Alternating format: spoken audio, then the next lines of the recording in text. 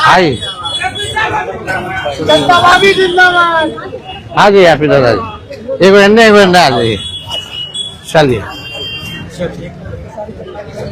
सभी हमारे मीडिया के साथी, आप सब लोगों को जो है आनंद फानंद में बुलाया गया और बड़ी खुशी की बात है कि आज हम लोगों के बीच जाने माने बिहार नहीं बल्कि देश में लोग इनको पहचानते हैं, जानते हैं। बड़े कलाकार हैं और बड़े कलाकार होने के साथ साथ एक बड़े अच्छे इंसान हैं और समाज सेवी भी हैं।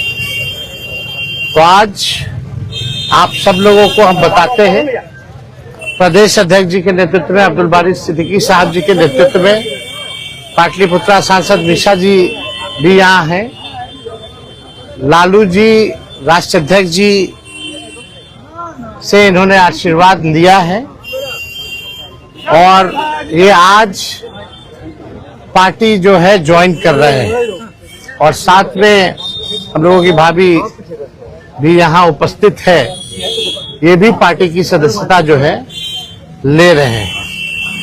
और बाकी हम चाहेंगे कि खेसारी जी जो है आप लोगों के समक्ष जो है अपनी बात को रखें। सबसे पहले तो आप सबको दिल से धन्यवाद और ढेर सारी शुभकामना, और भैया को और हमारी दीदी को, अध्यक्ष साहब, हमारे अब्दुल बारी सिद्दीकी चाचा जी, तो सबका प्यार और हमारे सबसे हमारे अभी भैया हैं जो कि हम लोगों के बड़े भाई हैं, उन्हीं के जीजा हैं, तो हमारे भी जीजा ही हुए।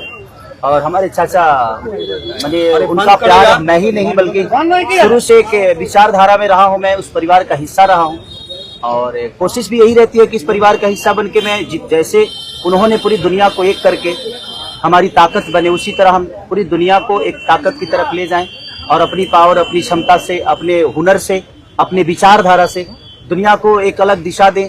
जो चीज़ें हमारे बीच में अभी तक हम अधूरे हैं, मैं हमेशा कोशिश यही रहा है कि जिस तरह मैं मुंबई शहर में रह के अपने बच्चों का परवरिश कर रहा हूँ, अच्छे स्कूल दे रहा हूँ, अच्छे अस्पताल दे रहा हूँ, उसी तरह हमारे बिहार के बच्चों का भी भविष्य हमारे बच्चों की तरह तय हो और हमारे बच्चों को बाहर गांव ना जाना पड़े। और उस विचारधारा में हमेशा भैया आगे रहे हैं और आप लोगों ने 17 महीने में इनका कारनामा देख ही लिया था।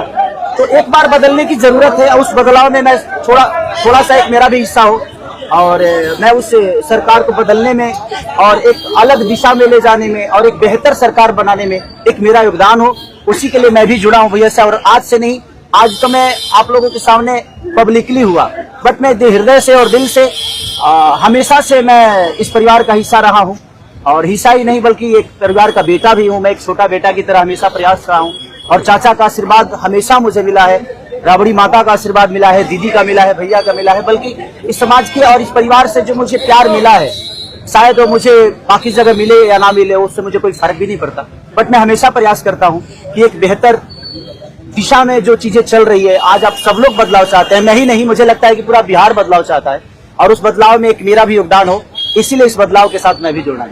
देखिए एक मिनट, जैसा इन्होंने कहा कि कोई एमएलए मुख्यमंत्री और सरकार बनाने की बात नहीं है, बल्कि हम लोगों को बिहार बनाने का काम करना है और हम लोग नए सोच के हैं, नया बिहार बनाना है। पढ़ाई, दवाई, कमाई, सिंचाई, सुनवाई और कार्रवाई वाली सरकार हो। एक ऐसा बिहार बनाए जो पलायन मुक्त हो, बेरोजगारी जो है जड़ से समाप्त हो, महंगाई गरीबी खत्म हो, कारखाने लगे, निवेश आए, उद्योग आए, शिक्षा चिकित्सा व्यवस्था जो है बेहतर हो। और मुझे बड़ी खुशी है कि हम सब लोग नौजवान मिलकर के, आप ये भी जानते होंगे, हम भी, हमारी तो लड़ाई रही है कि भाई बेरोजगारी को जड़ से समाप्त किया जाए। 17 महीने 5 लाख नौकरी दिया गया, 3.5 लाख नौकरी प्रक्रियाधीन कराया गया, 4.5 लाख नियोजित शिक्षकों को राजकीय कर्मी का दर्जा दिया गया। अब मेरा, हम लोगों का एक सपना है कि बिहार से बेरोजगारी खत्म हो और हमने जैसा आप सब लोगों के सामने कहा है कि हमारा संकल्प है, हमारा प्रण है और हमने लोगों से वादा किया है और हमने पहले भी कहा है, तेजस्वी की उम्र कच्ची हो सकती है पर जुबान पक्की है। जो कहा है वो किया है, जो कह रहे हैं वो करेंगे और हम सब लोग मिलकर के नया सरकार तो बनाएंगे ही बनाएंगे। और 14 नवंबर के बाद से हम आपको बता दें कि 20 दिनों के अंदर एक कानून बनाया जाएगा और वो कानून ये होगा जो हमने पहले भी कहा था, जिस परिवार में सरकारी नौकरी नहीं है बिहार में, उस परिवार को एक सरकारी नौकरी हम लोग दिलाने का काम करेंगे। ये हम लोगों का संकल्प है और इसको सरकार बनते ही 20 महीने में जो है हम लोग जो है पूरा करने का काम करेंगे। तो कोई सवाल है तो पूछ सकते हैं। जी, कल आपने कहा कि अभी तक चुनाव लड़ने की बात नहीं हुई है, हमारी पत्नी नहीं बोली है। क्या हुआ कि एक दिन में पत्नी मान गई और फिर आज आप मीडिया के सामने आकर कह रहे हैं मना रहे थे? देखिए, कहाँ तक बात है, मैं पत्नी को जितना समझता हूँ उतना ही अभी मुझे समझती है। इनको भी पता है कि ये मेरे साथ छठ तो मना लेती है, बट बिहार की बहुत ऐसी औरतें हैं जो अपने पति के साथ छठ तक नहीं मना पाती है, दिवाली तक नहीं मना पाती है, होली तक नहीं खेल पाती है। तो मैंने इनसे बोला कि बिहार बदलाव की तरफ जा रहा है। हम चाहते हैं कि हमारे यहाँ के माता बहन बेटी 24 घंटा अपने पति की सेवा करे और 24 घंटा अपने परिवार के साथ वो पति रहे, वो इंसान रहे। तो ये तभी संभव है जब हमारे यहाँ रोजगार होगा। तो उस बेरोजगारी को खत्म करने के लिए मैं आपको आगे करना चाहता हूँ।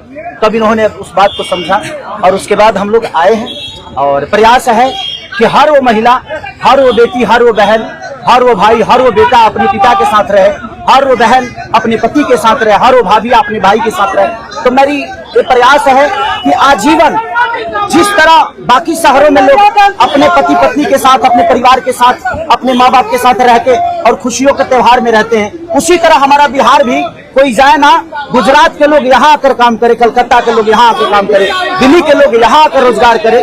हम यही चाहते हैं और इस संवाद के साथ आप सबको भेज। चुनाव आप लड़िएगा या पत्नी लड़ेगी? चुनाव आप लड़िएगा या पत्नी लड़ेंगी आपकी? ये लड़े चाहे मैं लड़े, अर्धांगिनी है ना, एक ही बात है। देखिए, जीवन में पति पत्नी का जो प्रेम होता है ना, वो दुनिया में उससे बड़ा प्रेम नहीं है। माँ बाप के बाद अगर कोई संभालता है किसी बच्चे को, वो आपकी अर्धांगिनी होती है। तो मैं लड़ूं या ये लड़े, बात एक ही है। आरजेडी आपने क्यों चुना? आरजेडी बता तो दिए सर, एक ही चीज यहाँ बदलाव होता है, वहीं मैं रुकता हूँ, वहीं रहता हूँ। हर शहर में, हर जिला में जाऊँगा, आप हर जिला। चलिए, सदस्यता जो है ज्वाइन करना, चलिए आइए।